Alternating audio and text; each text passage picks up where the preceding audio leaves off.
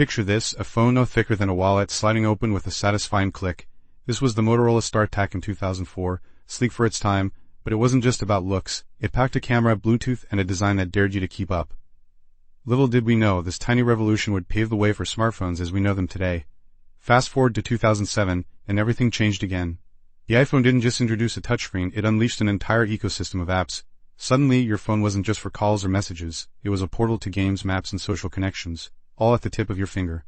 In 2019, a phone unfolded like a book, its screen bending without breaking. Then came 2020, multi-lens setups, night modes, and AI that turned your pocket device into a professional-grade camera, blurring the line between hobbyist and pro.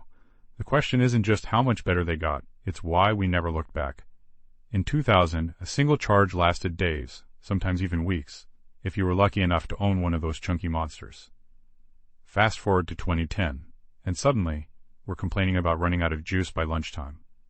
Then came 2020, lightning-fast charging that gets you from 0 to full in minutes. But at what cost? The paradox is here to stay. Longer battery life or faster power. Imagine standing in a crowd, streaming 4,000 video without a hitch, downloading entire movies in seconds, and your phone keeping up with you no matter how fast you move. That's the power of 5G. It didn't just make things faster, it redefined what fast even means. By 2030, smartphones will be more than devices, they'll be extensions of our minds and the environment around us.